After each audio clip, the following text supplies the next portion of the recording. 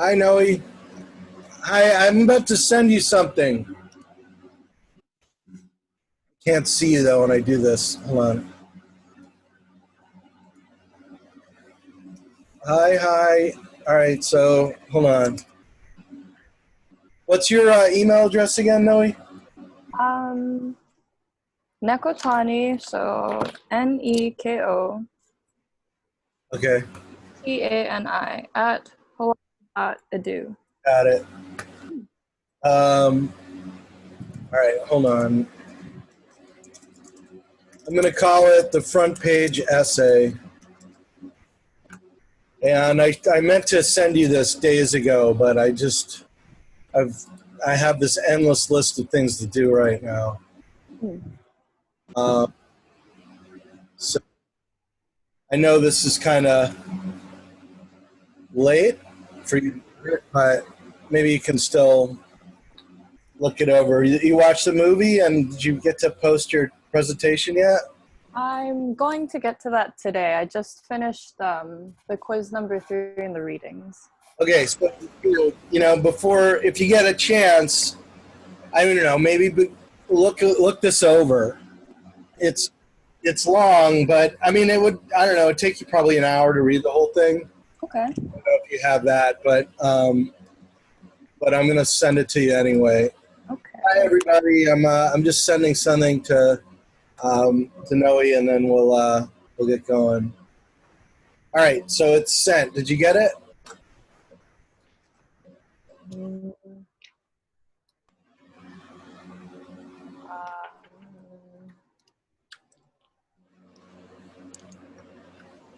I don't think so.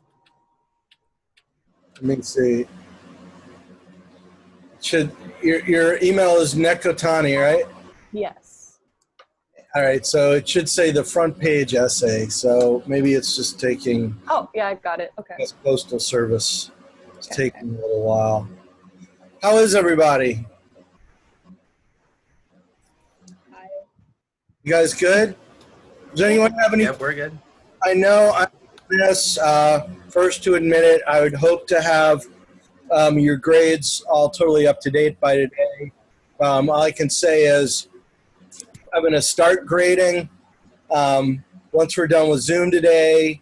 I have no idea how long it's going to take me to get through all of your stuff. I guess it depends on if I write comments on everybody's stuff or not. But I'll at least have week one's grades up by the end of the day, and hopefully I'll have everything totally caught up. Did anyone have any questions about the class? Any brief comments? We could talk about it in more depth on Thursday, but any brief comments about left, right, and center assignment, or flip the script as it was called? What was the experience of doing that? Interesting. Yeah. Elizabeth, you kind of dove in with both feet or head first, however you want to look at it. So this was your first deep dive into American news, huh, and American politics. How's it different than Australia? New Zealand. All right, New Zealand. Oh, that's totally different. They were just as crazy as Australia is, but yeah. I'm saying. I mean, it's very different in the sense that, like, our political spectrum is less wide, in the sense that, like, the difference between Democratic and Republican is vast. Like, they're kind of on either end of the spectrum, whereas ours is like National and Labour, and I think they're both actually very centre. So it's quite interesting because obviously there's going to be natural conflict between Democrats and Republicans, but I don't know, I found the assignment fascinating just because I actually understand why, people hold those political views, especially if they only expose themselves to like their one medium that represents their political stance, because they don't really hear anything of the contrary. politely, Like, that we're a country of fanatics. yeah, like I'm not a Trump supporter. But when I watch Fox News, like I actually kind of get why some people would be, only in the sense that they kind of manage to highlight some of the positives, or basically alienate any of the like controversy around him.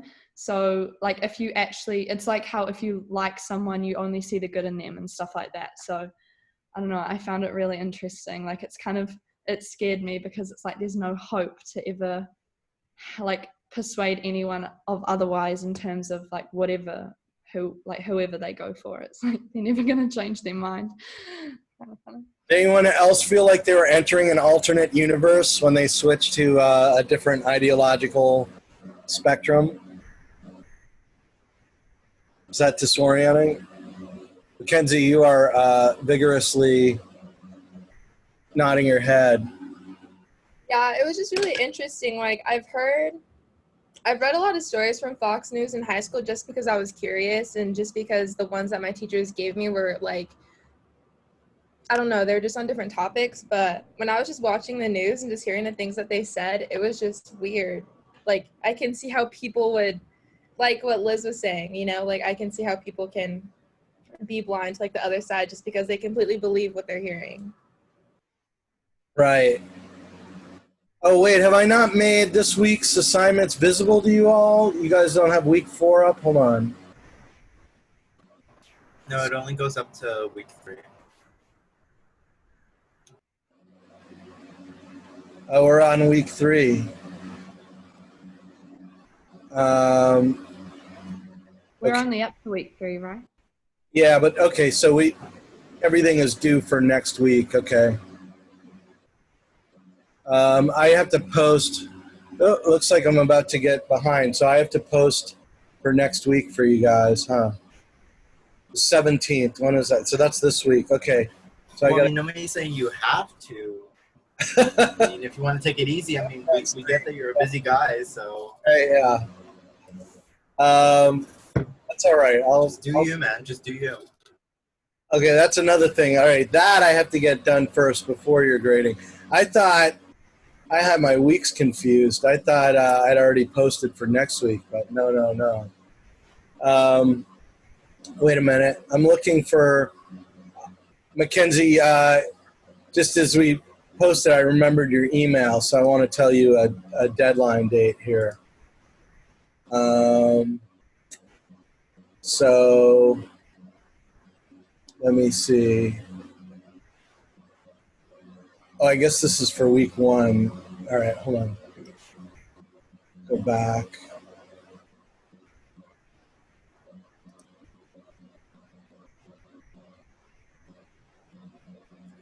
Okay, Mackenzie, your deadline, let's see, week 12 is going to be, I guess, November 4th through 6th. Is that right? Hold on. All right, that one's due the previous one's due October 29th. So Mackenzie, yours will be due, I think, let's do, hold on.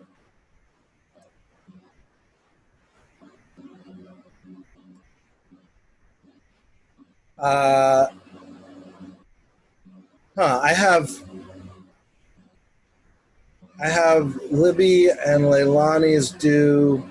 Oh, it looks like I skipped a week.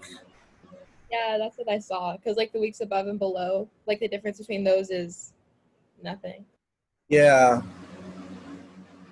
All right. Can you get yours in? You know, you're doing Frederick Douglass, right? Yeah. Man, we're doing some other stuff on. Well, I mean, I don't know. We're doing these other African American journalists at a different time, but it's not like we need to do all of them together. So let's say, can you get it in November 12th? Yeah, that works. All right. We're going to be squeezing some in a little bit, but there's just nothing that we can do about that. So I'll just put on here for you November 12th. Thank you. Yeah. Do 12. Okay, so what I wanted to do with you guys today was go over this history in newspapers. I think the quizzes are due. When is the quiz due for you this week? The 17th. 17th? Okay, how many of you guys have already read some of this? You have, Libby? Yeah, wait, you're just talking about the first article? On Yeah, person. the ones on the history of newspapers. Yeah, I read the first one. Which so was far. what? The history of news. Okay, it's the Revolutionary War thing. So I just wanted to be sure that, because I did post them in more or less chronological order. So why don't I do this? I'm gonna share the PowerPoint with you, and then let's see how it goes as a conversation. Okay, there's like a lot of content to cover, but hopefully I can keep bringing you guys in as I talk about it, and you can all let me know how this goes. Are you talking about the good, the bad, and the ugly PowerPoint? Yeah. We already have that one, I think, on La Lima. Yeah, well, I'll pull it up and we'll talk about it. Oh, share. Okay. So I'm going to share the screen. Well, let me pull it up first, and then I'll share the screen. I mean, the PowerPoint's useful to me in that it gives me structure to work with. You know what I mean?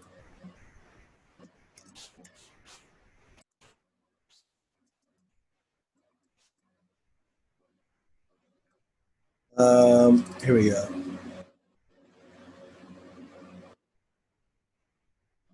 Hey, Dobbs. How you doing, Dobbs? Okay, so you guys can see my screen, right? And let me move this way and this way. Now, if I make this full screen, let's see what happens. Do you guys get my notes, or do you get a full screen of the actual PowerPoint? So I'm looking at the slide and then the slide that's going to follow it. And then there's a little note box also. Hey, man, all right, hold on. How about now? Now it's just the slide. Okay, good. So, all right, I can't see you guys in this arrangement, but oh well. Anyway, all right, so I guess, the way that I look at this, I kind of created two overall structures for how to talk about it, and this weaves in the readings for the week. So they're a bit heavy this week. I think next week should be lighter, and then the week after, I know what you guys have said, that the work's been a bit heavy in this class. The week after is, I think, a bit heavier in that I ask you guys to create a Wix site, and I'll post a video on how to create a Wix site, but that would be an opportunity for you guys to kind of be your own editor. But I think this coming week at least will be a bit lighter. But having said that, I know there's a lot to read this week, but they all relate, and they bring up some basic issues. One of which is the two different roles of the press. Okay, so on the one hand, there's that sort of Madisonian, Jeffersonian, original framers of the Constitution vision that's kind of embedded in the First Amendment, which is that the press is supposed to play this really specific role, right? And that's where we get this idea of maybe it's best encapsulated with Jefferson's comment, right, about if I was to have to choose between a government without newspapers or a newspaper without government, I would choose the latter. And that kind of expresses the idea that, like, basically the heart and soul of democracy kind of should be living in the press, the idea that it informs citizens and it's the way we carry on the conversation. I mean, we carry on this conversation. Maybe they carried it on in the 1780s in a Boston town hall or town hall down in Virginia, but they also carried on the conversation in print, or ideally they did. But then there's the other idea, which is that newspapers have always been a business, right? And so between these two things, what I would say is there's kind of a through line with all this that goes through, which is that we see in all these sort of permutations or incarnations, whether it's the press striving to be, like, striving to inform and engage the public, or whether it's the press as a business, we see the good, the bad, and the ugly, right? And so to begin with, going back, like looking back at the earliest days of this, we have these different kind of ways that the good of the press came to light, right? Like we had John Milton wrote an essay called Arigipetica, and this was really early on, like in the 17th century, and he got in trouble for it. Basically, he argued. I mean, it's an echo, and I guess in a way, of what happened in the Zenger case, because he got in trouble for writing about this essay about divorce, and they sort of said, well, you can't print stuff like that, and his argument was, well, if it's true, I should be able to. And then that really got codified into law, though, in the Peter Zenger case in the 18th century in the United States, where Peter Zenger was a printer, and he wrote about this corrupt governor of New York, and he got brought to trial for what they call libel, which is, you smeared in public the good reputation of this governor. And he argued, well, what I wrote was true, and the jury in the 1730s ended up deciding in Zenger's favor, and it set this precedent in law that if you print the truth, you can't be held for charges of libel. At the same time, you had this, just in terms of advancing, I guess, the business side of things, you had the first colonial newspaper, and how many of you guys know what happened to the first colonial newspaper? It was called Public Occurrences. Does anyone know their colonial newspaper history? Probably not, right? Well, I think they printed like one edition, and in it they printed some news of the day, including the fact that the king had slept with his son's wife, the King of France. And after that, they got shut down because they printed this. So that happened pretty quick. So Public Occurrences didn't last very long, but they did have the distinction of being the first American newspaper. So that's kind of telling, maybe, in a way, if you think about it. I mean, what might that tell you about the character of the press, or the American press, as kind of a first incident? Any of you guys have any thoughts?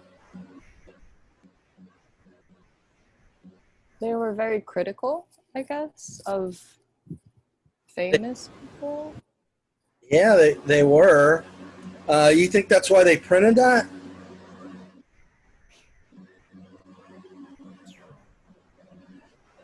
I think maybe they printed it as a way to try to unite, connect the people with different parts of the world, in a sense, just to have them in the know of what's going on in their lives. Uh-huh. You guys are so nice. I thought you guys were really cynical. I thought you guys were way more cynical than I was. Does anyone have a cynical read on why they would have done it? Well, they wanted to write the truth and say they wrote the truth, but the truth was too honest, and so they're like, oh wait, we can't tell them that much. So then they're like, no, we can't do that. Yeah, that could be it. I mean, they also probably wanted to make money, right? You know, that's the kind of thing, like they tell the story about how the king slept with the prince's wife. That's, people are going to want to read that, right? They're going to want to buy the paper. So right there in 1690, you immediately already, I mean, maybe, you know, sure, I think what you guys are saying is true, but there's also definitely a profit motive right there at the very beginning, right? Does anyone disagree? But I why don't- is it under the good? What? How come it's like the good? Isn't profit motive bad? Well, because I didn't put that little bullet point in there about the king's, like, what the king's, you know, little habit there, or little escapade. But yeah, good point. Okay, if it's going to be on my list of good, why am I bringing up the bad? But I mean, I guess what I was saying was good was that, you know, we had a tradition of the press going back very early on, and it was certainly outspoken press. Let's put it that way. And then, you know, you could say that the American press was critical of the Brits, and that they really pushed what ended up becoming the First Amendment once we had our own Constitution, right? So those are all good. We won't dwell on the good, because then we got to get to, well, we got more good, I guess. This is by the early 1800s, right? It's actually surprising how many different kinds of papers. How many of you guys know when you first started having newspapers in Hawaii? Like in the Hawaiian language? Does anyone have a guess? No? It's like right around then. It's super early on, like around 1800. So it's kind of amazing when you go back even that early time, even during the time of slavery and everything else that was going on in the country, that you had newspapers that were so ethnically diverse producing themselves, right? I mean, who would have thought there'd even be that many people who could read and write, that, you know, that were Native American or African American in the 1800s, but there were, and there were indeed enough, or they were motivated enough that they were printing newspapers. Is anyone surprised by that? Early 19th century? What do you guys think? I can't see everybody. All right, well, anyway, so that's more of the good. And let me pull the screen back up. I made it small again so I could look at you all.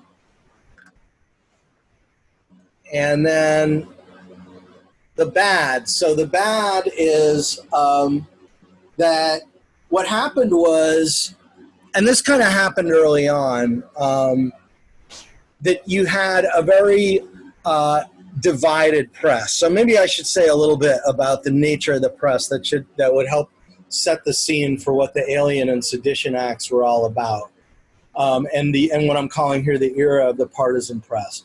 So I guess maybe one way for me to explain it is that I grew up in Boston, and when I became a working reporter, I hadn't lived in Boston in many, many years, but at a certain point, after I'd been a reporter for a few years, I moved back to Massachusetts, and I got a job in a newsroom in the Boston suburbs. And I walked into the newsroom the first day, and in the middle of the newsroom, there was this kind of wheelbarrow in the middle of the newsroom. And on it, it said like it was like the Western Courier, or the Concord, I don't remember what it was, the Concord Enterprise, some newspaper name like that. But it was written on the side of this wheelbarrow that was sitting in the middle of the newsroom, and I was like, what the hell is this thing doing there? And it turned out that this was like how the sort of individual printer, like we call them the gentleman printer, or there were actually some women printers at the time, they would print their newspapers every day on something that looked like this. You guys see the printing press? So they would hand crank it on that, and then they would throw all their papers into this like wheelbarrow, and they would like walk around town and distribute it. And that was how it worked. And how many of you guys, I mean, I guess this times have changed. How many of you guys ever go to Kinko's or use Kinko's? Any of you all? You guys ever use Kinko's? You guys ever use a copy shop for anything anymore? Does anyone ever make photocopies? Yeah, Mackenzie, you do? So Yeah, none I of do you guys, at the FedEx store though. you go in there for FedEx? Okay. Well, what I would say is these original papers were kind of like, maybe you guys don't even know what Kinko's is, but like a copy shop, right? It's like a place where you'd go to get your stuff printed up. Like if you wanted to distribute a bunch of flyers or, I don't know, I guess maybe you don't get wedding invitations down there anymore. Probably everybody does this online now. But anyway, it was like a copy shop. Like you go in there to get photocopies made. The original newspapers were like basically these print shops. And the guys who would run them would say kind of in a way like, oh, I'll print whatever you bring in. Like there was no staff of reporters. There was nothing like any of that. What there was a printer. And I mean, maybe some of these guys had a stronger vision for what they wanted their paper to be like. But basically what they would do is they would ask people to contribute stuff, and people would walk into the local copy shop and they would say, here, print this. And so it's funny because, you know, this is obviously long before they had any ideas of like objectivity or whatever. But, you know, somebody might complain like, hey, I gave you this to print and you didn't print it. Like you're biased, right? And then the printer would say, oh, no, I print everything you give me. So there was things like this that went on. Well, what happened was this was maybe kind of the ethos early on. How do you think that went once there started to become like anger about the British and a war between the redcoats and the Americans? How do you think the local Kinko's print shop as the newspaper, how do you think that worked out? You think it kept operating just like it had been? Imagine. I think maybe they had I think they had a little bit of a boost in terms of like sales of the newspapers because like everyone wanted to be informed about like what was going on during the revolution and stuff like that. So I think, You think it was probably pretty good that all the news of the revolution? oh yeah, no, definitely for them because they were able to sell a lot of papers to keep the public informed. And I think that kind of obviously like the war itself, like all those people dying isn't good, but I think in terms for the newspapers, it was pretty good for them because they were able to get so many papers across. Yeah, so this is interesting. It's interesting to sort of hear how people think what it might have been like back then. How many of you think you wouldn't have wanted to have been a newspaper printer in the middle of the Revolutionary War? And who is that? I can't see the name. You have your hand raised. What's Abby? So why wouldn't you maybe wanted to be a newspaper printer?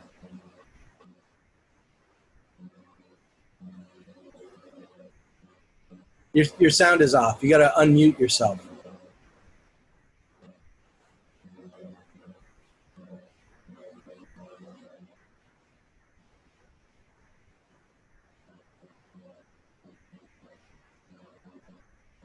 Can you speak up, Abby? Can you hear us? Can we hear you? It doesn't She's look. saying, I think my mic is broken. Your mic is broken. All right. Well, you can add to the chat, Abby. And we'll pick up on it. How many of you think it might not have been a great thing to be a newspaper printer? Does anyone? Why not, Libby? Well, I think it depends on who, like what side you're on. But I think that it's good in terms of, like as Luna said, it was good for the people. But I think, like especially from that first reading, it kind of created like this collectivist idea between the people. But obviously that meant that they would go against like the British government or whatever, and I think obviously then they were seen to be liable or whatever, and there was that what's it called, like there were those acts, and like you could still get punished after you printed something. Like I think there was like a lot of punishment or trying to gain control back. And so a lot of journalists actually were like basically prosecuted for what they ended up printing, I guess. Yeah. Yeah, so does that seem pretty crazy? She's saying that maybe they were licensing the press, the printing. Like you actually had to get the government would that's how they shut down the public occurrences, right? The paper that had printed stuff about the king sleeping with the prince's wife. So they did that a couple times early on, even before the revolution. How many of you guys have ever heard of being tarred and feathered? So what is that? Is that just like a funny thing in a cartoon, like somebody running around looking like a chicken with some feathers going on? No? What is it? Wasn't it how like patriots would torture loyalists? Basically, they would pour hot tar on them and like throw feathers on them as well. Yeah, so to cover your body, like pour a bucket of hot tar over you, like boiling hot tar, and then with feathers on top of that. So can you guys imagine the pain of that and the permanent injury? How many? Also make them walk around town. Like they made them like deal with it for a couple days. Yeah, I mean, and I think they probably had to deal with it for the rest of their lives, right? They were probably covered in third-degree burns. I mean, I don't know how you get boiling hot tar off your skin ever, but, you know, how many of you guys think a newspaper printer or two might have ended up in that situation?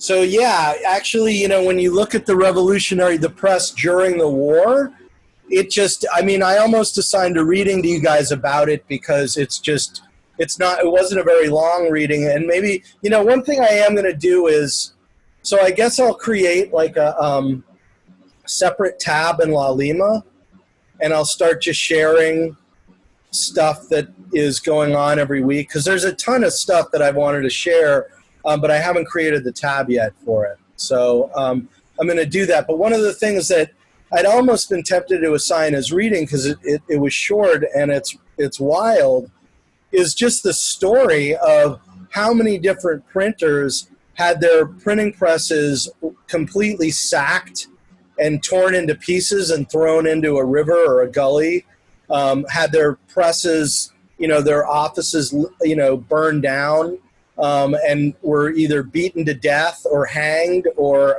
were tarred and feathered. Or, you know, one minute they were total patriot papers, and then the redcoats would win the town over, and then, hey, guess what? They're the Tory paper, right? And so a lot of them would switch back and forth because they had to, right? Or it was their neck. So we went from maybe like a Kinko's model of like, oh, I'm the local copy shop, bring in your stuff, to that insanity, right? And then we became a country, and this thing about the era of the partisan press was you immediately had, you know, Libby was pointing out how friendly our different political factions are to each other, right? You immediately had basically of the period, your Democrats and your Republicans of the time, and I mean, it was as fiercely, you know, and angrily partisan in the immediate aftermath of the revolution as it is right now. I mean, when people compare our current era, that's the era they compare it to, is the era of what they call the partisan press. So who knows the name of the political parties from back then? How many of you guys ever studied the Revolutionary era? Any of you guys know? So it was the Federalists and the Anti-Federalists, right? And George Washington, Alexander Hamilton, you guys know what those guys were? Anybody have any idea? They were the Federalists. They were actually, even though they were kind of conservative, it was flipped. Like back then, the more conservative gang was a little bit, I guess you could say, more big government. It's not like that today, right now. Supposedly, although who knows what the Republic? You guys hear the cat? I think Luna wants to talk Yeah, about federalists and anti-federalists. yeah. Luna was always a fierce anti-federalist. She very much believed in government, and right, Luna. She thinks the others were guilty of sedition, didn't you, Luna? Sedition. Yes, it's terrible. Sedition. So anyway, yeah, so they hated each other, these two groups, the Thomas Jeffersons and the Alexander Hamiltons. And there were Federalist papers and anti-Federalist papers, which is pretty much what you see is happening to the press now, right? There's the papers that are for the Democrats and the papers that are for Trump or for the Republicans, right? And it was like this, and so it got nastier and nastier, and to the point where it wasn't, what was his name? Which Adams became the president after Washington? Was it John Adams? Was it John Adams? Yep, second president. There's a bunch of Adams. There were a couple Adamses, right? Yeah, Quincy Adams was the 6th, and John Adams was the 2nd. Yeah, and John Adams was also one of the founding people. Okay, so but it was John Adams, and he came in after Washington, and things were so bad that he was like, you know what, First Amendment, big mistake. Let's roll that back a little bit. Let's pass the Alien and Sedition Acts, which is going to make it illegal to say anything seditious, because this whole First Amendment experiment, it's out of control. This was a terrible idea. I totally regret doing it. Let's just get rid of it, pretty much. We'll pass the Alien and Sedition Acts. You're going to go to jail now if you print the wrong stuff. Okay, sound good? Everybody agree? So that didn't last long, right? 1798 to 1802. We tried that. We tried saying, you know what? First Amendment, never mind. We're going to pass the Alien Sedition Acts and make it illegal. So that didn't work. But what both of these things that I have, can you guys still see my screen? Is it small now? It's kind of wimpy now. It's like a wimpy screen. Hold on, let me pull it up a little. Because I can't see you guys and see the screen, but this is probably the best I can do. Everybody can see that? You can see the print at least? Is that good? Luna, you can't see anything? You see Era, Partisan Press, Alien and Sedition? No, I still see your Zoom screen and John Adams and a bunch of other windows that I don't see. Oh, okay. Wait a minute then. Hold on. That's annoying. Let me see something. Let me try that again.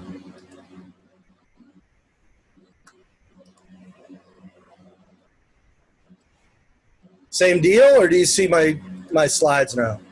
Okay, now I can see the slides. See the slides. Okay, good. Okay, so, and I'm going to have to keep them small. Is that too small, or can you guys see them? Yeah, okay. Because if I do it big, then I can't see you, and it's difficult for us to talk. So, okay. So that's why I highlighted this as the bad, obviously, right? Because, and so what am I saying is the bad here? What's my point? Does anyone get my point?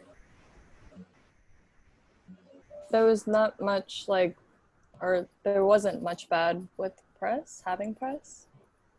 There wasn't much? Well, okay. No, I think the point of passing the Alien and Sedition Act was because of the press. So I would say that there was a lot of bad at the beginning, and then once the Sedition and Alien Acts was passed, then it started to go a little haywire. So. Yeah, so exactly, Luna, you're getting my drift here. Okay, so that's why I kind of started this whole story by talking about the wheelbarrow in the newsroom, where we started with one thing. And the reason I bring up the wheelbarrow and that old printing press is because this is not the press that you guys are used to, right? This is before we had these ideas about what the press was that we have today, right? The press back then was a guy or a woman printing, right, and then bringing the stuff to everybody. There weren't reporters. People would bring stuff in. And then during the war, when tensions got really intense, that ethos of the printer just printing whatever people gave him went out the window, and the printer had to be very much like, oh yes, yes, I'm pro-British, or oh yes, yes, I'm anti-British, right? And then in the aftermath of that, why do you guys think it was so angry in the original years of the, I mean, didn't we pass the First Amendment? Wasn't everybody celebrating newspapers? Didn't Thomas Jefferson love the newspapers? Wasn't he a big fan? Like when they called him like a whoremonger and, you know, said that he was like a bastard child and, you know, called him a son of a whore and every other, didn't he love that? Like what happened? What's the deal there?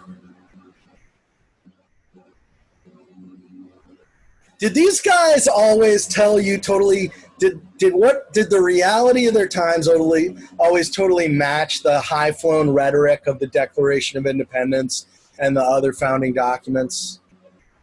Like when it comes to little things like equality, you know, right? So what do you think was going on with the press? Like why, I mean, this is a mismatch, right? We got the First Amendment, we got Thomas Jefferson.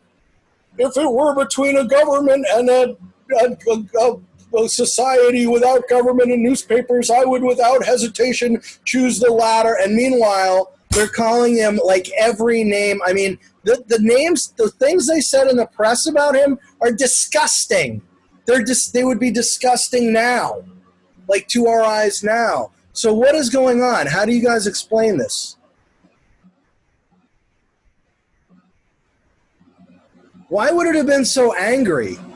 I mean, weren't they angry at the British? Then they passed the First Amendment. We're all good. We're Americans, right? This is like what the hell? Why within 20 years do we have the Alien and Sedition Acts? What's going on?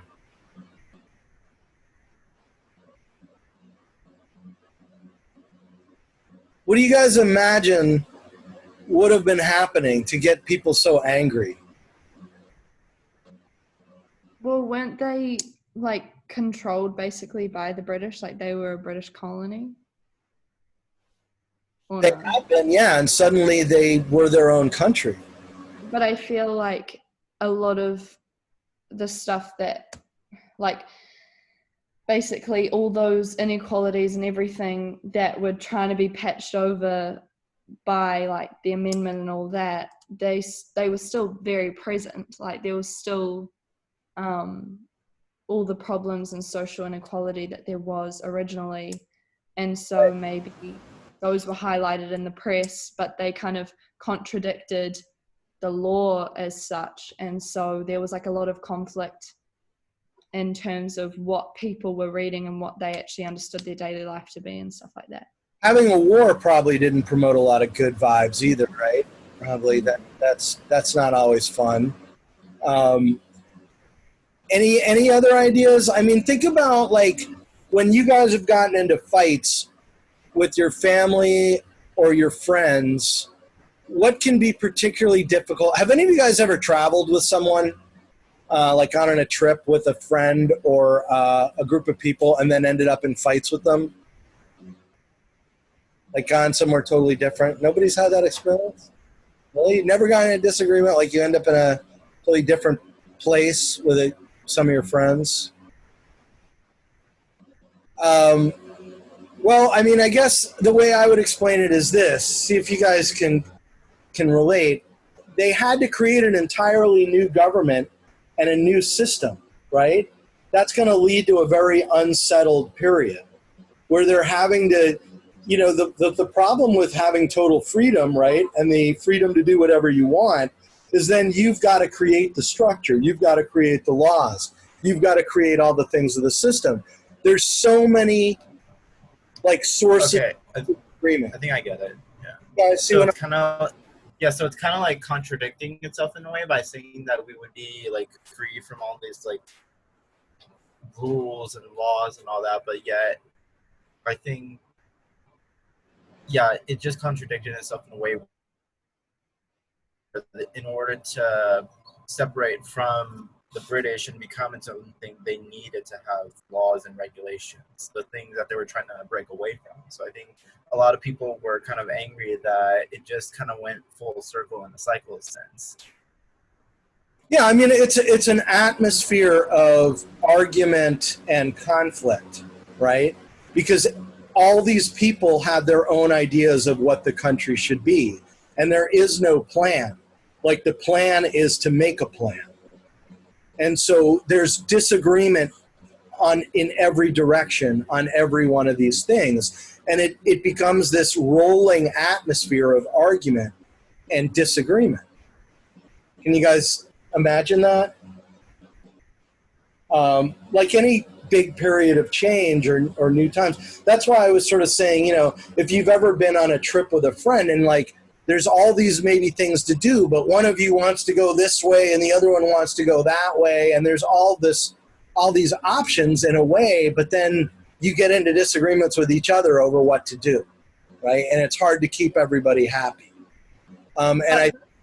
Sorry, can I just ask one thing? Yeah. Like with the good, obviously like the amendments and all that stuff, like the Constitution and stuff, wouldn't that have created or at least solidified like a framework of where they were heading or what they wanted? So like why were they still, I don't know, do you know what I mean? Like, because under the good there were like senses of like a political framework in a way. So is this just earlier or is it still despite those changes? I don't know. What do you guys think? Does anyone have what you think is an answer to Libby to that? Like, why didn't they just work it out and then they had a great plan? I think, obviously, if this is still like a post-Alien and Seditions Act kind of country, then I think they were trying to think of ways to not go back into those old. Sorry, I yield. It's like Luna and her buddy over there. They want to be on Zoom too. I mean, I think anybody. Well, Luna got carried away by the dog. Does anyone else have? So, okay, just in terms of time, right? You got like 1776 or so, 1774 around there. The Declaration of Independence, 1798. Alien and Sedition Act. So you're really talking about what, maybe 12 years there, less 15 years or less in between the Declaration of Independence and this. So what do you guys think to Libby's point? Like, well, why didn't they had a great plan. That was the good. Didn't that give them a blueprint for not having all this nasty mess? Okay, that's my bad. I thought the Alien and Sedition Act came before the Declaration. No. But you see how close together they are in years, right? If you're trying to build an entire country and half the country is slave states, you got to work out stuff like the Electoral College Compromise, all of this other stuff, you're still arguing by 1798, right? You're still in the middle of all those arguments. You're probably in the depths of them, because a lot of them still haven't been resolved, and it's been over a decade of fighting over this stuff. Yeah. So that's the bad. And then this is what I had for the ugly. And we talked about this already a bit. So you guys have heard my kind of perspective as a historian. Now, that other people may disagree, but what do these guys in this picture have in common? All these people reading the newspaper and discussing this stuff. They all look rich. What? They all look rich. Wait, hon, you cut off. What did you say? So what do they all have? They all look rich, she said. They're all rich. What else? They're men. They're all dudes. Used to call that. Probably white landowners. Yeah, they're white I would. men, rich landowners, right?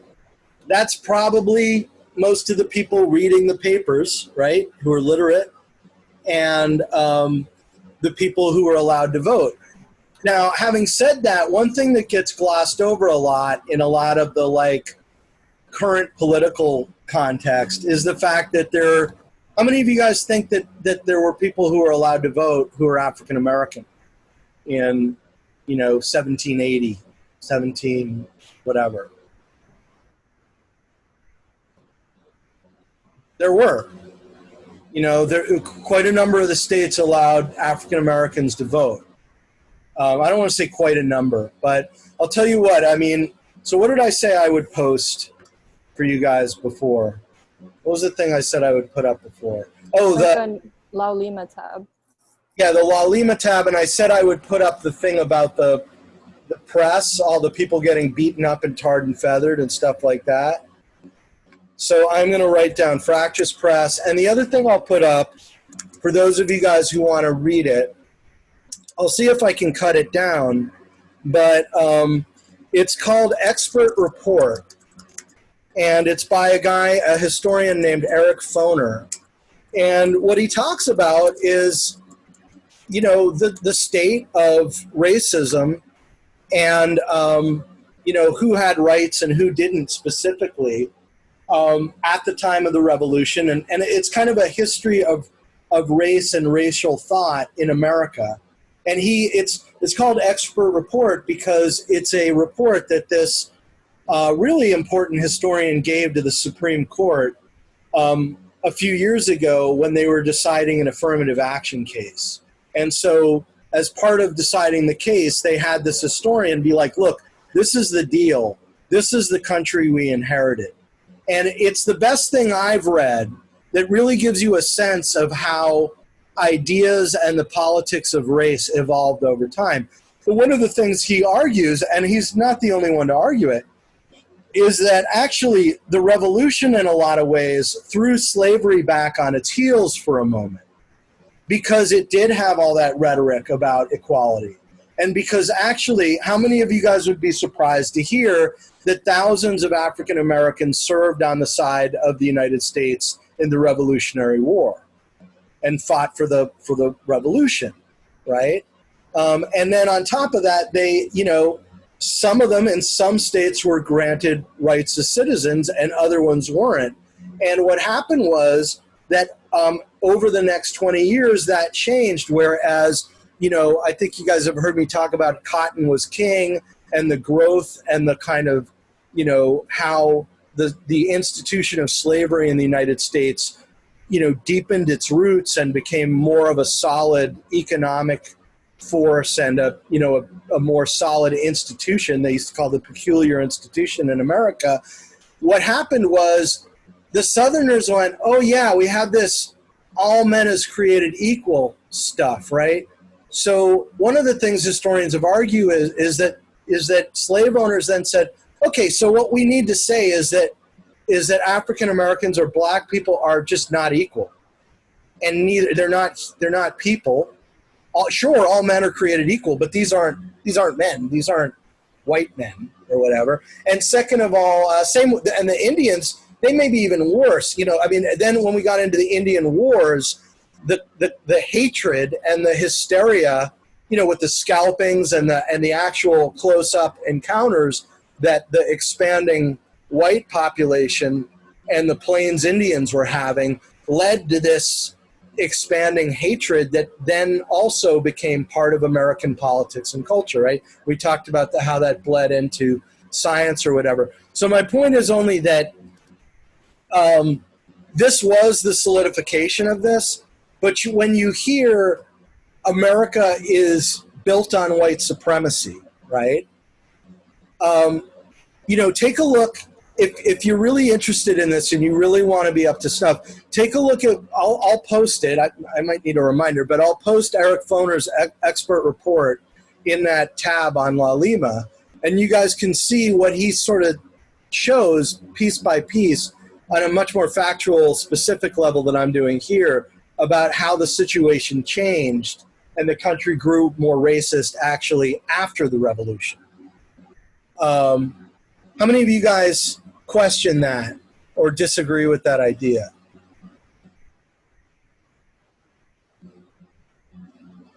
So, one simpler way to put it might be that the generation of the revolution, they had ideas about race, like we all descended from Adam and Eve.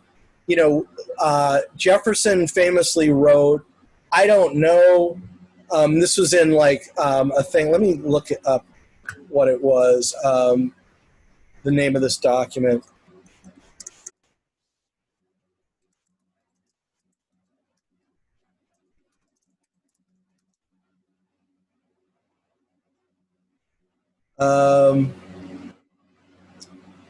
There's a famous document. Let me see if I can find what it's called here. Notes on the State of Virginia. And in it, you know, he basically said, I don't know if there are different races. I wouldn't rule it out. And it wouldn't surprise me if African Americans were inferior, that they were part of a different race and inferior. But that was as far as he went, right? And so there was this ugly side of what they were saying, but there was an abstraction about it. And particularly with the Indians, that you know, with the Native Americans, there was an openness to, oh, maybe we could all live together. A lot of these people never saw a Native American in their whole lives, right? They were on the East Coast in the 13 colonies. And there's a difference between the way these people talk about race and by the 1830s and the 1840s, where it became much sharper and uglier, okay? And that's kind of part of it. When we talk about white supremacy in this country, it reached this level by the 1830s, and that carried on after the Civil War to the era of the Ku Klux Klan and you know, Reconstruction and all that in the 1870s and 80s. It became part of the rhetoric and fabric of the whole American belief system and stuff. So not to negate that there's not white supremacy, but that there was an evolution to how white supremacy really took root in America. And you have to understand the Revolutionary era in that context if you really want to understand it with some kind of nuance. Okay, so having said that, that is still the ugly, right? Because we did not start off with delivering at all. We started off far away from the delivering on the promise of equality. And as far as the media and the press is concerned, you know, only the literate and the landed could read. And there's another part of that'll carry over as I keep going with this sort of narrative. So here I talk about public occurrences. The French king had sex with his wife. James Franklin is a businessman, or Benjamin Franklin. So, you know, when we talk about the origins of the press, right, and we say to some degree, you have to think about the mission of the press, the democratic mission of the press, but you also have to think that from public occurrences on out, it was always a profit-making business. You know, how many of you knew that Benjamin Franklin was an important player in the origins of the American press, because he was an innovative printer and he was a very talented writer, and he was, among other things, a newspaperman? Did any of you guys know that? Well, so as a newspaperman, I think what's really important to understand about him is that he was a really smart and actually pretty funny businessman. So like one of the things he did was he apprenticed under this other printer, right? And then he created his own press, and he wrote under a synonym, and he kind of took the satire from another guy, but he started writing these stories making fun of the other guy. And one of the things that he started doing, he did this with the Poor Richard's Almanac, is he started saying, that other guy, that guy died. He's dead. He's not alive anymore. And he's a good friend, and I'm really sorry. And then the other guy kept frantically writing in print, I am not dead. I am very much alive. I can't believe you keep saying this. This is a smear. This is libel. And then Benjamin Franklin would write the next thing. It's like, it's a terrible thing that he's so dead. We miss him so much. And then the guy would come back, you know. And that went on, and it made Poor Richard's Almanac and this other stuff like a bestseller because it was really funny. And then as he also stole these like really pricey government contracts where he got the government, which was then based in Philadelphia, to hire him for his printing press to do the work. So he secretly started his own press separate from his employer, and then he undercut his employer's business, and then he stole his employer's business. And so business has always been interwoven with that, right? Which leads me to the big story that I asked you guys to read about, which is like, and again, file this under be trying to undo the damage of your high school education, okay? So what did you learn about the Revolutionary War in high school and all of that, about the press? Like, what are the ideas that you came to this class with about the Revolutionary War and the American press and the press in America? What were those ideas?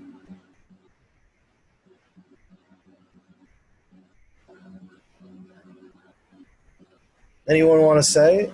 I don't remember because it's been so long since I was in high school. Did they talk to you guys about freedom?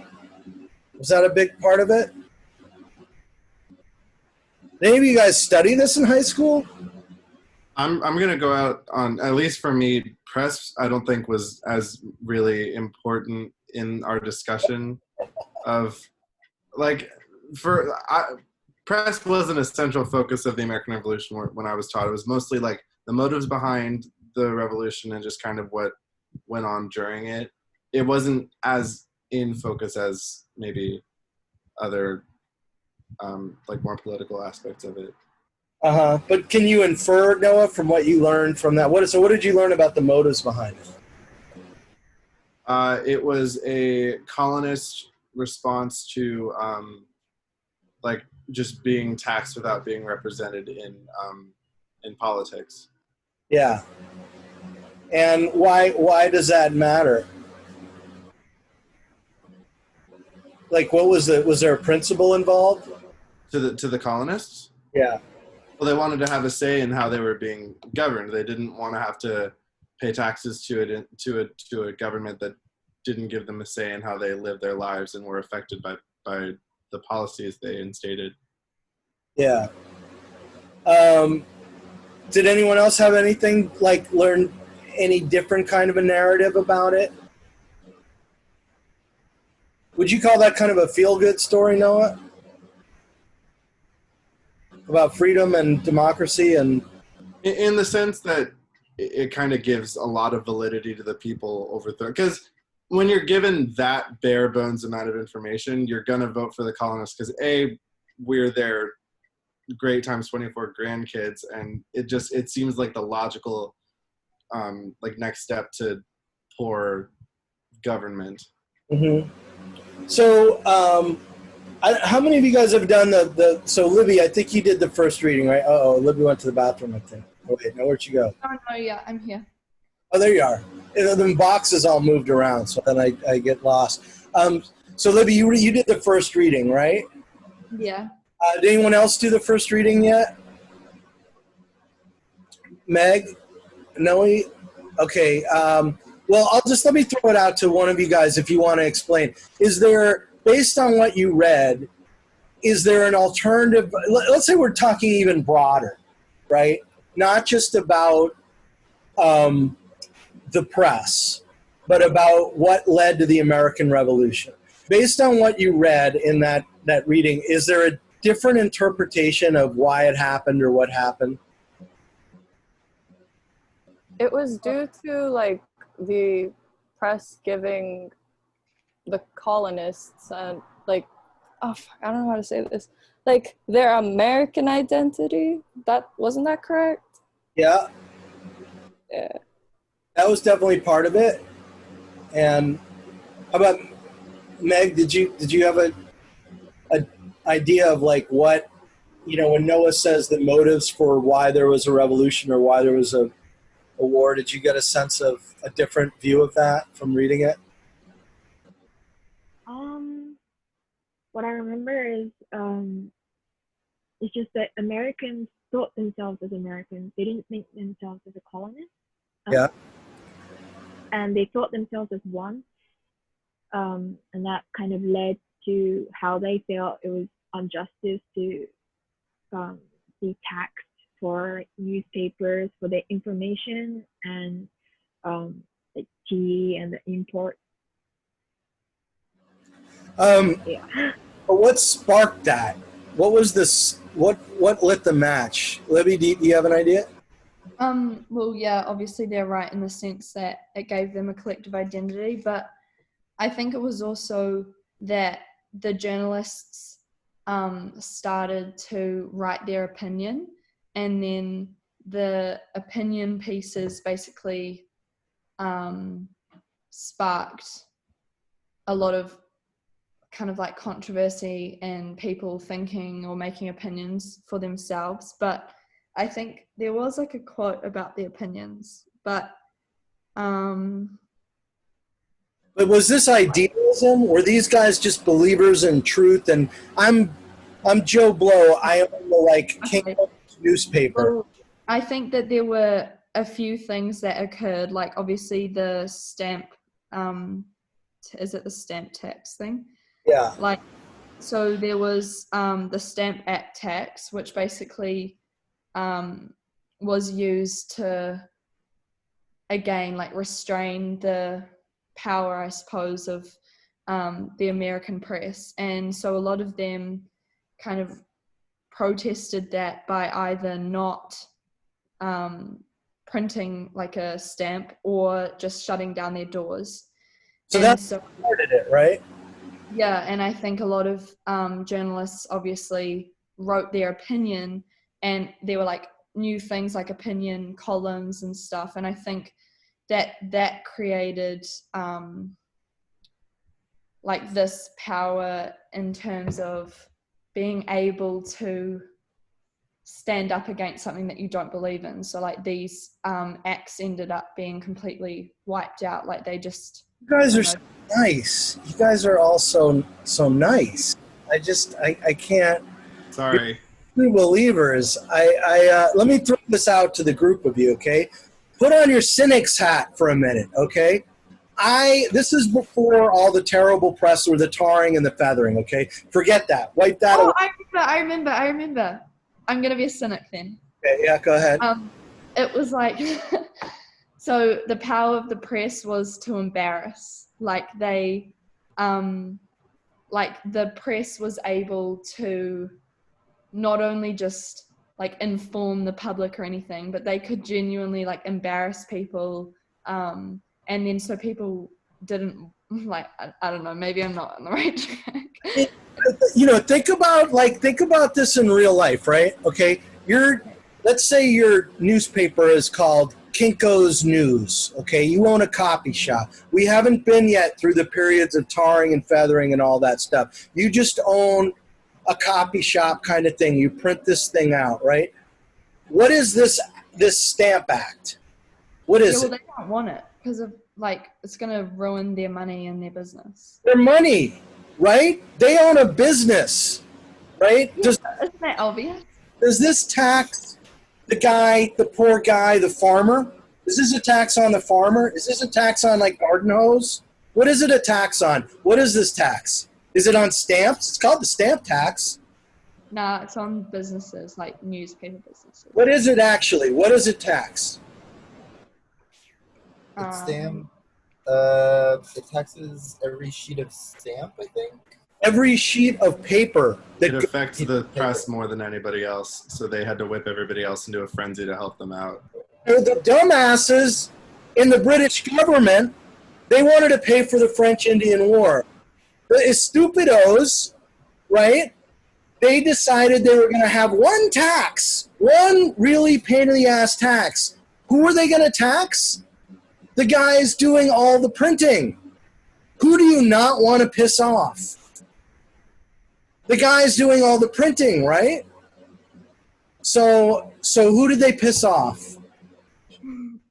And why did they piss off? So was this all idealism? Was this all about, like Noah said, well, you kind of said, but you got the right, no taxation. But now do you get why the no taxation without representation? It was like, don't tax my for-profit business. You're cutting into my profits, dude. You see what I'm saying? So from the start, the American Revolution was a fight over money by guys that were getting hit by a tax that they didn't like for their business, that other people weren't getting taxed. Now, how about the Tea Party? You guys remember the Boston Tea Party? What is this? How is this connected to the Boston Tea Party? But the Boston Tea Press Party. guy was This was a result of oh, like the stamp bag thing. Oh, sorry. no. Wait, you can go first. Okay, no, I was just gonna say, I remember in the reading, I think this was a result of the stamp act. Like they got so upset, and I think it also started to cut into. So I often like kind of mix Yeah. this up. So I actually had to be refreshed by memory about. I think there was also like this. I read the readings a while, like a few days ago, but I think it was.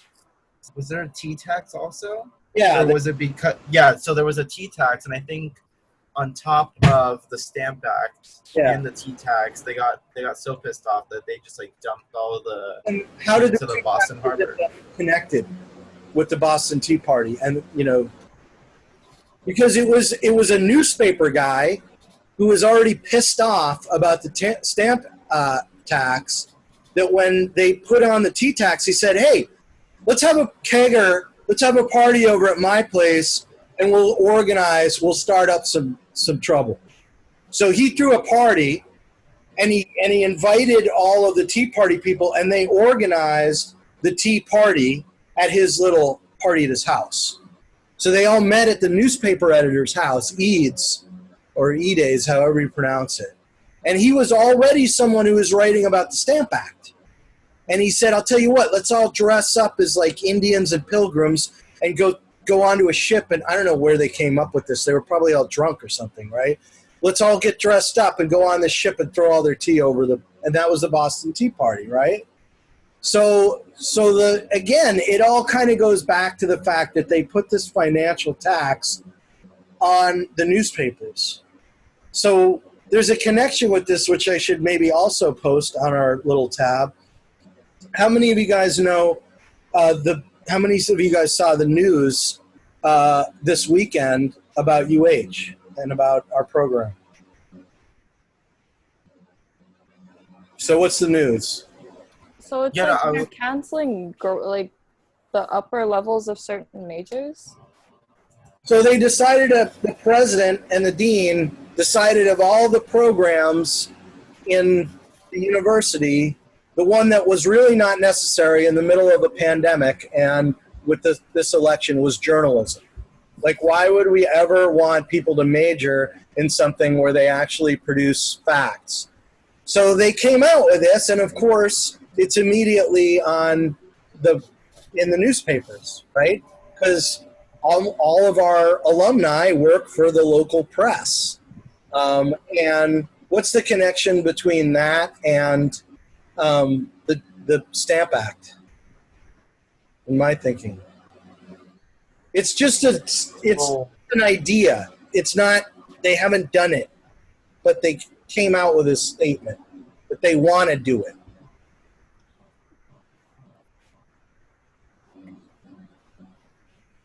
What do you guys see any? I don't really see anything because these are two like completely. I mean, I'm sure there's something there, but nothing that I'm seeing. Any of you guys see the connection?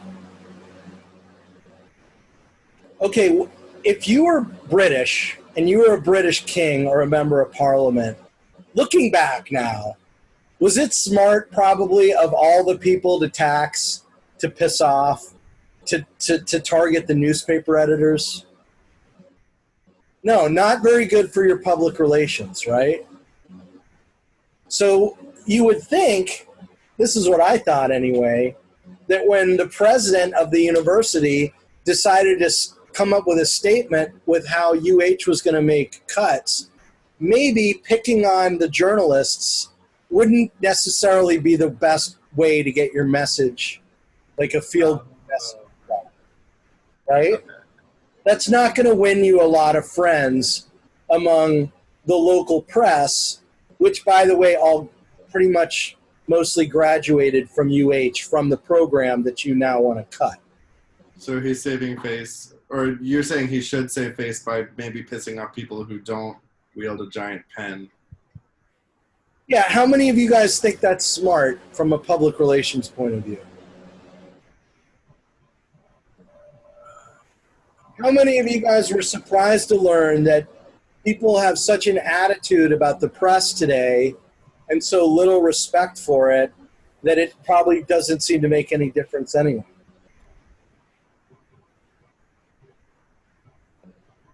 I think this would just add fire to the flame if they do cut it. So I don't think it's pretty smart. What? I think it's pretty, like, this would probably just cause more controversy and just add fire to the flame. So I don't think it's pretty smart of them to cut the journalism. So it wouldn't really help them as much. Yeah, but if I were to tell you guys that the story went up on Friday in Civil Beat, and last time I checked, which was probably Sunday, there were 25 comments on the news story. The news story was neutral, objective, whatever. Didn't comment about it one way or the other. But of the comments that readers made of 25, how many of you would be just surprised to learn that not a single reader, all of whom are reading the newspaper, complained about the fact that maybe it wouldn't be a good idea to cut the journalism major? Not a single one. So you're saying that no one was kind of like objective to the fact that they were going to cut it? Yeah, nobody objected. Nobody complained about that. Oh, but that doesn't make sense, because if they do cut it down, then how else are you going to know about situations like this? Like, that just doesn't really make sense at all. I think it just, depending on what they're doing from their perspective, like career-wise, it seems kind of like not as important to them.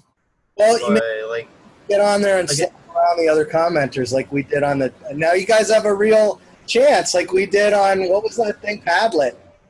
Now you got a real Padlet to play with. Like, go on there and slap people around. Go tell them what's up. I'm not going to do it because I'm a journalism professor. I don't want to troll it. Be like with a fake name, like, you jerks. I'm busy, but you guys should get on there and tell them what's up, right? Luna, you got to get online there and be like, what is your, I agree. Like, how does that make any sense? You're reading the paper. Does it occur to that you're going to try to cut? Yeah. Like, that just doesn't make sense. Yeah. Does it occur to you that some people. Oh, these are funny. Oh, I like this.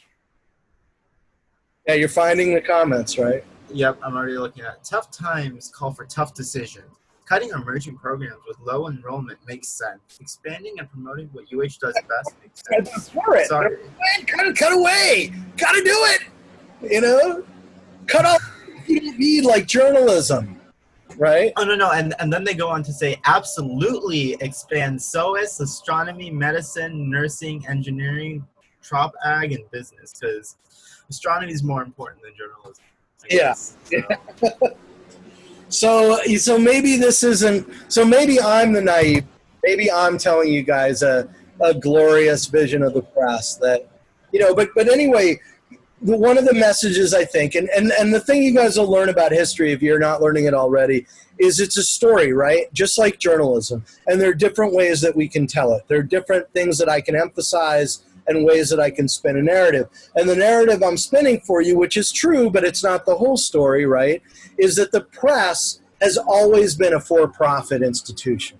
And the money and the profit has always shaped the character of the press in really important ways.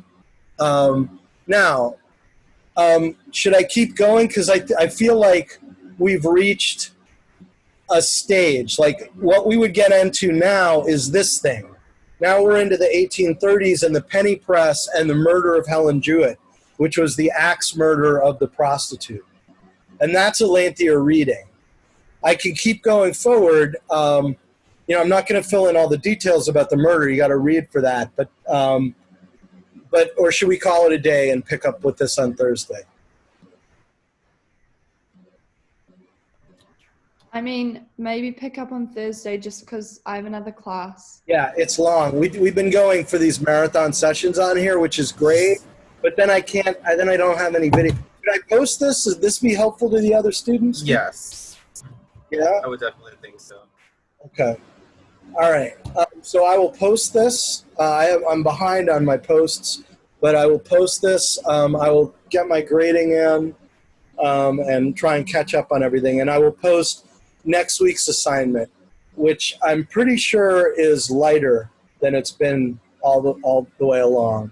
So if you need any catch-up time on anything, if you're missing anything, reach out. Does anyone have any questions?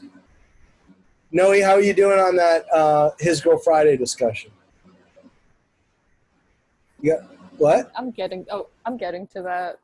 Okay, so you guys stay tuned for that, and please post. So, end of the day, Noe, can they see it by tomorrow? Yes. All right, I'll tell you what. I'll extend the deadline on the discussion forum to give Noe. Noe will have till the end of today, and you guys will have until Friday to chime in about it. Okay? Has anyone watched the movie yet? I'm going to tonight, so hopefully I get a pretty good head start. What did you guys think of the movie? It was pretty good. I liked it. Yeah? I liked, and this is kind of a spoiler for the Spoiler. discussion. About the discussion post, which you should have already checked on.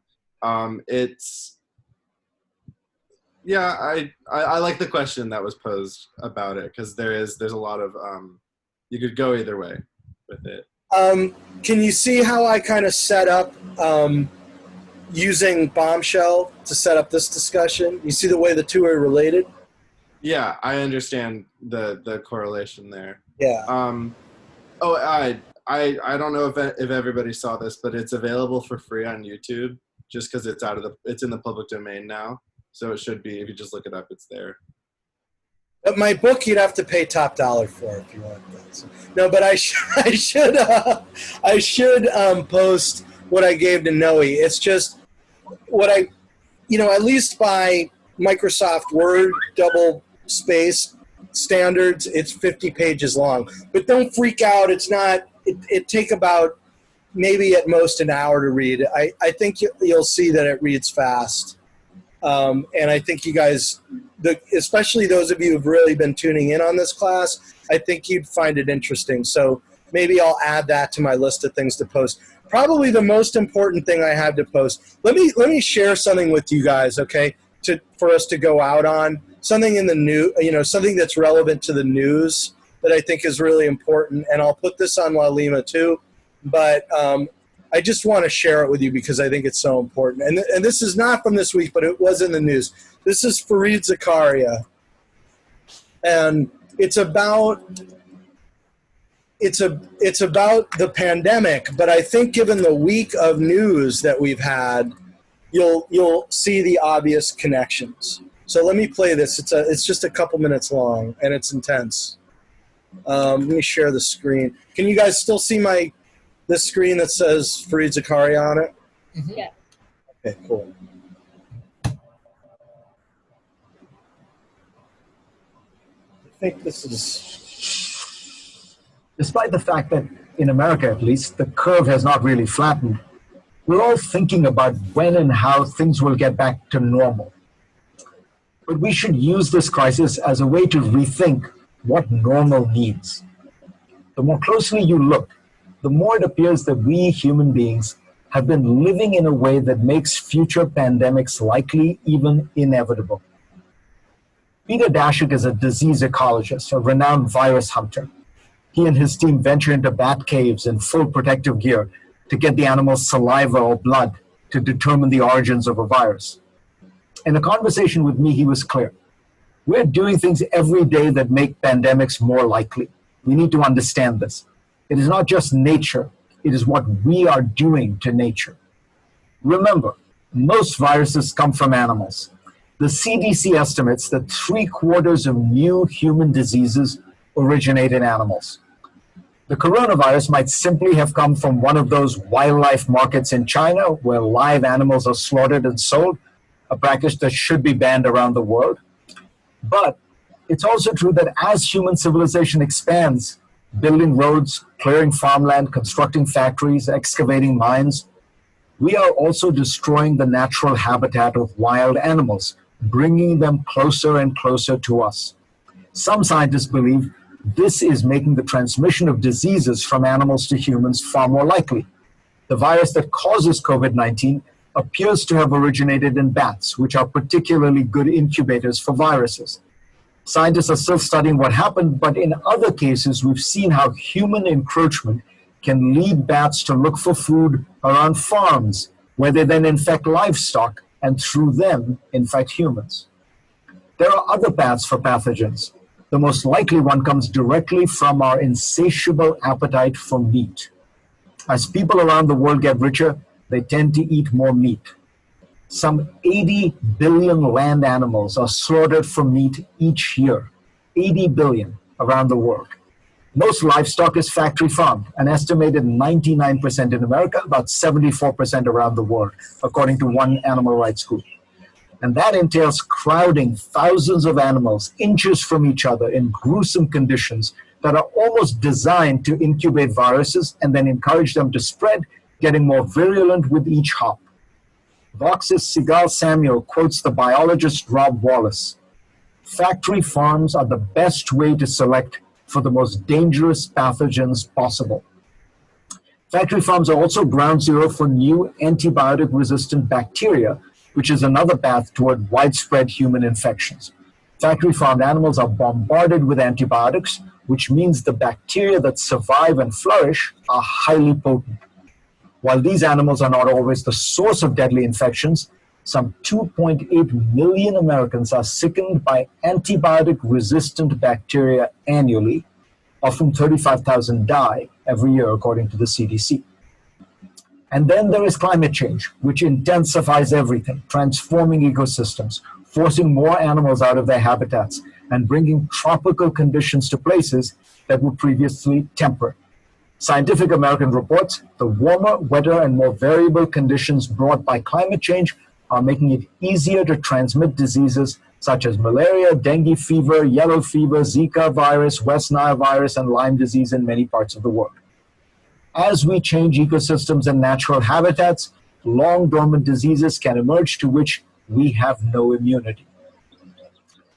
In May 2015, 2/3 of the world's population of sagas, a small antelope, died suddenly within a few weeks.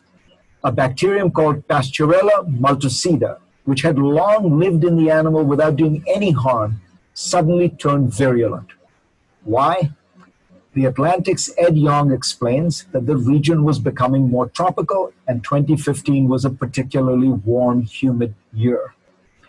When the temperature gets really hot, he writes, and the air gets really wet, saiga die, climate is the trigger, Pasteurella is the bullet. So let's not get back to just normal. Let's change our ways to make normal life less dangerous for the planet, for nature, and for animals, which of course includes us. So I just thought, I wonder over and over if that's appropriate for a news literacy class, but I think when we talk about things like facts or objectivity, one of the questions we have to ask is, do we take for granted what the news chooses to put on headlines every day really is what should be the headline? Are we sometimes missing the bigger picture? Are we sometimes missing things that are really going on or realities that we're really dealing with? I mean, because I think for CNN, usually, that's on CNN. CNN's idea of the headline is 200,000 people have died. Now, how can anyone argue that 200,000 Americans dead is a headline? But I think what we sometimes miss from that, what I don't see played up in the news, is what caused the pandemic and how are all these things related. And I think maybe we have an anti-environmental bias in the press, and maybe that's changing because the skies are now all orange, and it feels like we're living through a literal apocalypse. But it's been years of denial. I mean, the reason I wrote this, the thing about Hecht, in addition to having written the front page, was that his big political activism in the 30s and 40s was the American press's denial of the Holocaust. the final solution to the Jewish question. And so ever since having written this, I've been very attuned to what are the stories of our day that we're in denial about. You know, we have all this information, and it's not that we don't necessarily, you know, acknowledge it from time to time, but we have a tendency sometimes. I mean, you know, back in the 30s and 40s, they acknowledged that the Nazis were killing Jews, right? But when the news came about that the Nazis had a final solution, when the news came through that the Nazis had a plan to eradicate every living Jew, that didn't make front page news in America. And so there can be a difference between having a ton of information and having the focus and understanding to realize this is the number one story of our time. And I sort of think, like, for your generation, one of the things I really want to communicate this semester to you guys is that if I was a journalism major, considering journalism right now, and I was, you know, the age most of you guys are at, I would consider the biggest story of my lifetime to be the story of the environment. You guys are the environmental generation. I mean, look what's going on. Look at the week we're going through. It's the biggest story of your lives. And I mean, it is the pandemic and it is global warming, but it's bigger than that. It's the death of our ecosystems. And it's, you know, with all of the social justice issues that we're wrestling with and the threat of the death of democracy, it's a lot. It's hard to know what the priority has to be. But absolutely, the air we breathe and the water and all the living things have to be front page news, right? Have to be top priority. So sorry to preach, but you know, I just wanted to share that with you guys at some point. Any comments about that or about the class or anything? What did you guys think of that? No, I definitely agree that I think we're just kind of like too like focused on this one like tiny little topic that we're kind of just like not really thinking about like the bigger picture. Like obviously like we know like how it's getting transmitted, but what exactly caused it in China and what does that say about how we as a people function, and like is there anything that we should be not doing? Because like it's in the video, because like it could start from like the livestock that was being sold in those markets or anything like that. So I think that definitely says that maybe we shouldn't be going after these animals so much. But then it also makes me think, well, why are we getting these animals? How are we getting them? And then there's another topic in there saying, hey, we're building so much like construction, we're making this too much of a people planet that we're not really thinking about like the wildlife or any of that. So I think it's just layers on layers of issues that definitely need to be looked into more. Do you guys and like I was just gonna say really quick that this wasn't like this may happen again. Like there may be a similar case where like something happens from like a market or like anything from wildlife that as a result of us cutting down on like their natural habitats. So yeah, sorry to cut you off. no, you're good. Do you guys agree that there's almost like a silence that you can hear where it's like all of a sudden rather than being able to be in class together, we're on Zoom, we leave our house, we're wearing a thing on our face, we can't, you know, and there's almost a lack of like stepping back and going, what is happening to us? What is causing this? Why is it happening? Like for all the hours that, you know, MSNBC and CNN and Fox News are on, how much are they wrestling with that? How much is how much is the New York Times wrestling with that? You know, are they dealing, is the conversation, you know, when we talk about objectivity, quote unquote, is the conversation aligned with reality all the time? You know, that was part of why I wanted to start us with the whole notion of the public sphere, right? That this is, at the end of the day, we're supposed to be talking to each other and having a rational discussion and having rational debate. And, you know, and I think we constantly have to step back and ask if we're really doing that and if the press is doing its job. I'm sorry I feel like I'm preaching. Does anyone have any other comments about it? Dobbs, you've been really quiet today. Are you there?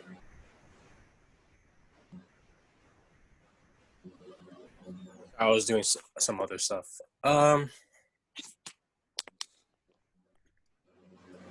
don't know. I mean, I'm not so sure what I should say, but Do you think a lot about what caused the pandemic? I'm sorry. Do you think much about what caused it? Why this is happening? Yeah, I feel like it's just a whole cover up with the like government's mistake or all that, because you don't really know what the government's really up to because they're all keeping everything all secret. So everything with them is all suspect. Yeah, I do think like it leads people in the direction of conspiracies, right? Like, you know, was this all planned? Was this all developed out of a lab in China? Do you think there's a possibility of that, Dobbs? Is that what part of? Yeah, I believe so. I think so. I mean, shoot, we're all pretty much a bunch of lab rats. I mean, like the government has all the power to like um, do pretty much anything, I guess. What about the idea, though, that because we consume so much of just natural resources, like there's a self-defense mechanism in Mother Nature that we unlock. You know, it's like if you reach out to grab a snake, it's going to bite you. You know, in nature has self-defense mechanisms, right?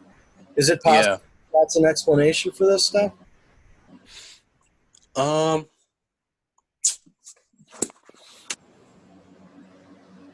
Possibly. I mean, maybe like in the future somewhere where like there's like a maybe small chance like one person is like immune to something. The government might want to get their hands on it if it blows up. That's what the internet's for. So the government can keep watching all of us. And like if let's just say like someone got bit by a snake or whatever, and like he's all immune to it, and then like the internet starts popping off about him being immune to it, then the government can swoop in and take him and like experiment on him, and we wouldn't know what would happen. It would just all die down like as the days go by. What like yeah. So you're cynical in your own way, obviously. I asked you Well, guys. yeah. So optimistic about everything. Dobbs cured us of that. Any of you guys have any other comments? What do you think about the idea that it's not destruction of nature, that it's a government, you know, the government's behind it? I can see how people can think that, especially now, like when everybody's questioning the government and everybody's constantly asking why the government's doing these things and their intentions behind it, because people over time have come to learn that every single thing that the government done has had a specific intention behind it. So I can definitely see how people would think that it's like population control or just government created for us to, I don't know. So I can just see how people think that. Yeah. Do you believe that though, Mackenzie? I'm not sure what I believe anymore. I mean, I definitely think that the environment, like the environmental issues are huge. And I think that we continue to take and take and take from the environment. And if you keep doing that, ultimately there's going to be a point where it just turns back at you and lashes out. And like, I think we've seen that a lot this year, just not only through the virus, but also everything else. So I believe in the environmental aspect, but also I can see how population control can be part of it. Yeah. I mean, isn't it possible the government would have investment in lying to us and telling us, oh, this isn't an environmental problem. This is a China problem. Our enemies in China have created it because they want to protect the profits of exploiting the environment? Couldn't that be a government plot? Yeah, but then also you can look at the fact that like how much our economy has plummeted just within this year and because of coronavirus. So Yeah, well, I mean, they can't do anything about it, but they can blame China, the China virus. You know. Anyone else? Luke, you were making expressions. You got any thoughts about any of this? When was I making expressions? You always make expressions. You know, you're always thinking. Sorry, we're gonna say something. I was gonna say you always also have something to say. It's interesting. So. Well, I don't know, because I'm like a big climate change guy, so I like do a lot of my research, and there's always like, if the government's lying to us, they're obviously like gonna hide like facts and evidence pointing like the finger at them for like this virus outbreak. But also, I mean, if you think about it, it's not really like that complicated. Like, if you have like, well, I guess it would be a forest. If you like look at a forest, like there's a lot of animals in that. So if you start like cutting down all the trees, like all the animals in their homes, like they're gonna start like having to congest in like one spot. And so like if you like start like capturing those animals, or if you just like go into like the forest, you're gonna have so much more like rabies and like animal liquids all around you, because like you're in like a smaller forest. So there's definitely a lot of like human impacts from this, but I don't know, I don't think the government had anything to do with it, because that's just like too far out there. And then yeah, I don't know, this one's like a really like heated topic sometimes, so not trying to get too far into it. I hear you. I hear you. I don't mean to. This is the public sphere issue, right? Is like how much are we able to really. And then there are limits to what we're able to. We can't change each other's minds necessarily. Sometimes we're just left having to say, well, we're either going to get angry at each other, or we got to agree to disagree, right? Yeah, pretty much. Noe, did you have a comment? I don't know, just like the personal experiences of some of the people that's contracted COVID. Like recently, I just saw a video of a mother who is dying on the ICU bed, struggling to breathe. She was like begging people that, I don't know, just like, I think accounts from people really helped me like believe in the virus, but I'm not sure if that circulates to other news networks. So that might be a reason why it's a little less believable, because you kind of like the Jouette's murder, her face kind of put a person to the issue. So I don't know, I just got kind of passionate about that. Yeah. Well, yeah, that's a good point too. Is I think some of that drives it home. I mean, I know that to give you guys an idea, I feel like some of the social issues that we fight about go on, but we've just continued to destroy the environment. I covered, when I was a reporter, I covered all the different topics, but one of them was the environment, and it really woke me up to how there was all this terrible news about the way we were treating, the wildlife and the effects that was going to have on our own lives, and how we were always focused on these battles between each other the whole time. That our brains seem to go in that direction a lot. I also have one more thing to add. I don't know if anybody saw this, but I think it was yesterday, I can't remember exactly when, but like Trump said that like science is wrong or something like that. I can't remember his exact words, but he said like the science of climate change is also like, basically he said like the science. So, I don't know. That's If you have like when a leader he of went the to nation, California, and he was talking about like the fires and like the government officials and all that were talking about that. Then he was saying some shit about like it'll get pretty cooler, and then one of the officials was like, "I wish the science would agree with you," and he's like, "Science is usually wrong." Oh yeah, wasn't he like? Yeah, he said It'll science. get No. No, he was like in this thing. He was just kind of like just looking around, just like not caring. Like he was not listening to anything, and then he was just like Well, science is usually With like wrong. not trying to like understand it or like get involved, and like he was Like he was just I like don't know. It so was just like stern.